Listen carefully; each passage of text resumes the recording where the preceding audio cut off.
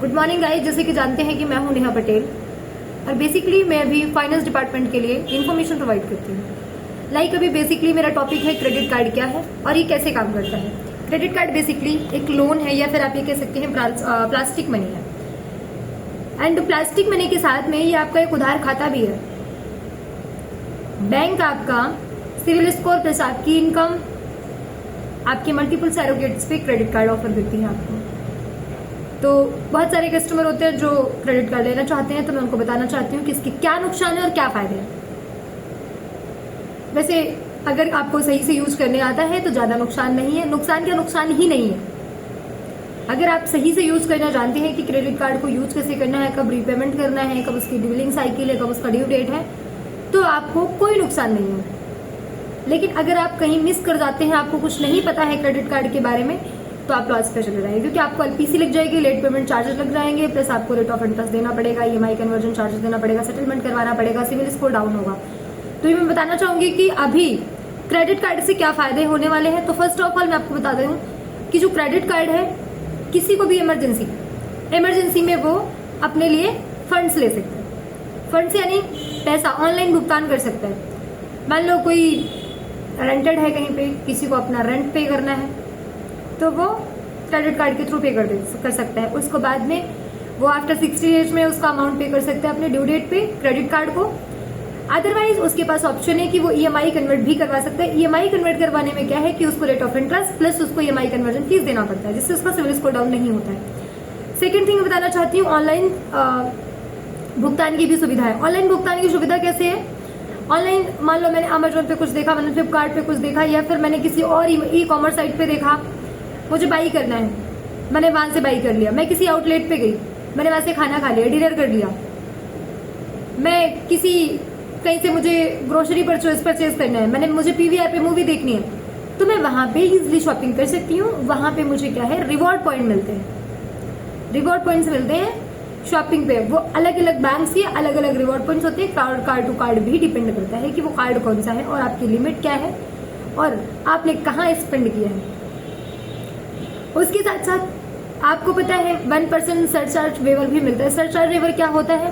Fuel पे मिलता है। फ्यूल यानी कि कोई भी 2 व्हीलर 4 व्हीलर यूज करते हैं, वो पेट्रोल या डीजल वहां से पेट्रोल पंप से कहीं से भी फिल करवाते हैं अपनी गाड़ी में, तो 1% का सरचार्ज वेवर मिलता है। ये एवरी कंपनी देती है, हर क्रेडिट कार्ड देता है। सेकेंड थिंग, आपको क्या है कि क्रेडिट स्कोर, मान लीजिए अभी आपका क्रेडिट स्कोर 600 है। अब आपको अपना क्रेडिट स्कोर बढ़ाना है, सिविल स्कोर बढ़ाना है, तो आपको जितने बार क्रेडिट कार्ड यूज करेंगे उतने बार आप रीपेमेंट करेंगे। जब उतने बार आप रीपेमेंट टाइम पे रीपेमेंट करेंगे, तो उसमें आपको बेसिकली क्या मिलेगा? आपको बेसिकली आपका सिविल स्कोर ग्रो हो। अभी 400 है, फिर 500 होगा, फिर 600 होगा, फिर 700, फिर 800, ऐसे होता है। उसके साथ साथ में आपको क्या मिलता है? शॉपिंग में मैंने आपको बताया कि शॉपिंग पे कैशबैक और रिवॉर्ड पॉइंट्स मिलते हैं। कैशबैक जैसे कि कई बैंक्स में ऑफर चलता है, या फिर कई आउटलेट या फिर कई लाइक रेस्टोरेंट में गए, वहां से खाना खाया तो वहां से रिवॉर्ड पॉइंट मिल गया। या हम कहीं और गए, हमने कहीं शॉपिंग कर ली, अब जब वहां से शॉपिंग करी उस शोरूम से, तो शोरूम वाले कहते हैं अगर एचडीएफसी का कार्ड होगा तो 5% cashback, state bank of India का क्रेडिट कार्ड होगा तो 10%, अप टू 25% तक का कैशबैक मिलता है।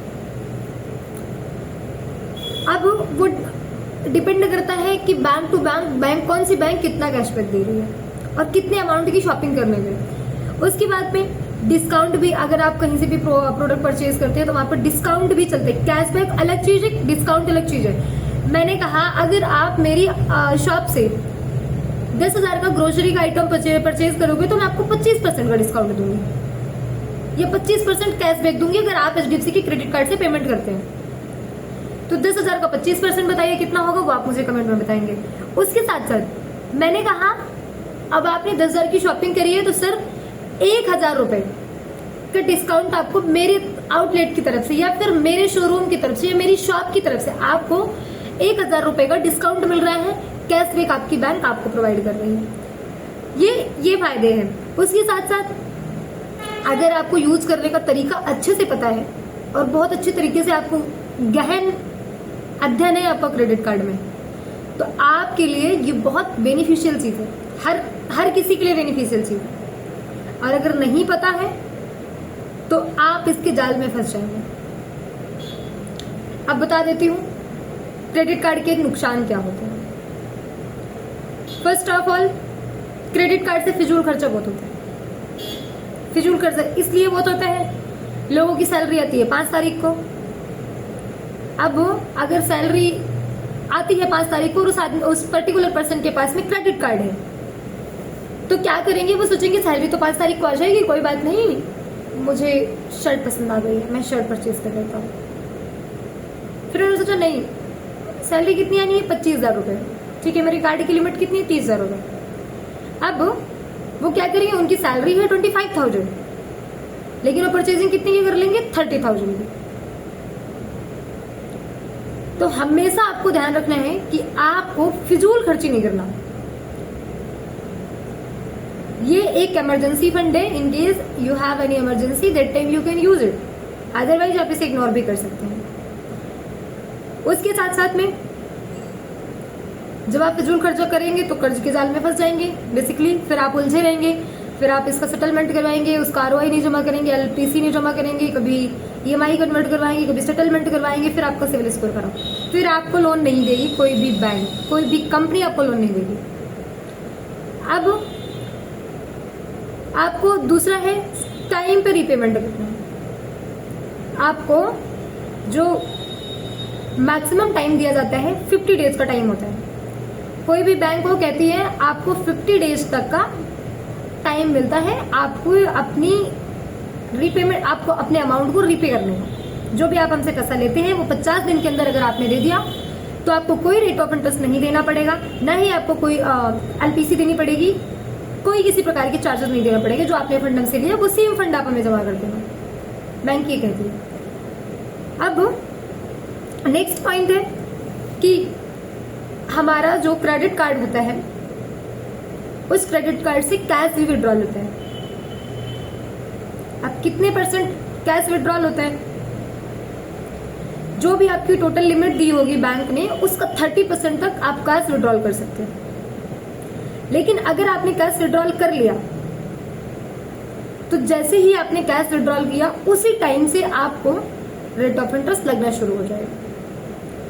तो गलती से भी क्रेडिट कार्ड से कैश विड्रॉल नहीं करना है। और अगर बहुत ज्यादा इमरजेंसी आपने कैश निकाला है तो जितनी जल्दी हो सके, अगर आपसे हो सके कि आज आपने निकाला है आज ही आप जमा कर दें, बहुत अच्छी बात है। अदरवाइज आप रेट ऑफ इंटरेस्ट के जाल में फंस के चले जाएंगे, आपका जो अमाउंट है वो कम होता चला जाएगा आपकी क्रेडिट कार्ड में। अब दूसरी बात, क्रेडिट कार्ड लॉस नहीं होना चाहिए। गलती से भी अगर लॉस हो गया, क्रेडिट कार्ड गुम गया, तो एक तो वाईफाई टैप होता है, उसमें आप हमेशा वाईफाई एनेबल करके रखते हैं। जब आप वाईफाई इनेबल करके रखते हैं तो कोई भी शॉपिंग करेगा या फिर कोई कहीं भी टैप कर देगा वाईफाई को ऐसे, और आपके क्रेडिट कार्ड से पैसे निकल जाएंगे। तो जब आपके क्रेडिट कार्ड से पैसे निकल जाएंगे तो फिर आप अपना बिल पे करोगे, आपको पता है या नहीं है कि किसी ने यूज किया कि नहीं यूज किया। तो इसमें आपने यूज भी नहीं किया फिर भी आपको अमाउंट पे करना पड़ेगा। फिर आप कहेंगे बैंक से मेरे साथ फ्रॉड हो गया, मेरे साथ ऐसा हो गया, मेरे साथ वैसा हो गया। अब मिसयूज हो जाता है, इसको मिसयूज बोलते हैं, मिसयूज होता है। नेक्स्ट पॉइंट है कि आपको कभी भी क्रेडिट कार्ड पे डिपेंडेंट नहीं है। अगर आपके पास क्रेडिट कार्ड है तो आप ये सोच के रखिए कि this is a emergency fund. अगर मेरे पास ये नहीं होता तो मैं कैसे सर्वाइव करता। हमेशा ये सोच के रखना है कि मेरे पास क्रेडिट कार्ड नहीं है। अगर आप क्रेडिट कार्ड पे डिपेंड होते हैं तो ये मान लीजिए कि आप लॉस पे चले गए।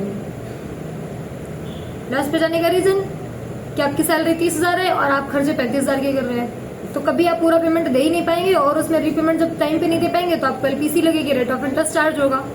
फिर आप ईएमआई कन्वर्ट करवाएंगे तो ईएमआई कन्वर्जन चार्ज होगा। फिर आपने अगले महीने फिर उतने की शॉपिंग कर लेंगे, जितनी लिमिट आपने पूरी की होगी फिर उतने की शॉपिंग कर लिया आपने। तो आप ऐसे क्या है, कर्ज में डूबे ही रहेंगे, कर्ज से बाहर नहीं निकल पाएंगे। तो आई होप कि मुझे लगता है कि वीडियो आपको क्लियर हो चुकी होगी, आप अच्छे से समझ पा रहे होंगे।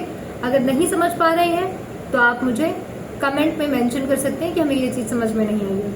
अगर आपको किसी को क्रेडिट कार्ड अप्लाई करना है तो क्रेडिट कार्ड अप्लाई अपनी अपनी बैंक्स के नेट बैंकिंग ओपन करके वहां पे क्रेडिट कार्ड्स के ऑप्शन आते हैं, ऑफर्स आते हैं, वहां से भी आप देख सकते हैं। अदरवाइज आप क्या बोलते हैं, वहां पे एक चैट करने के लिए पर्टिकुलर सेक्शन होता है, चैट सेक्शन।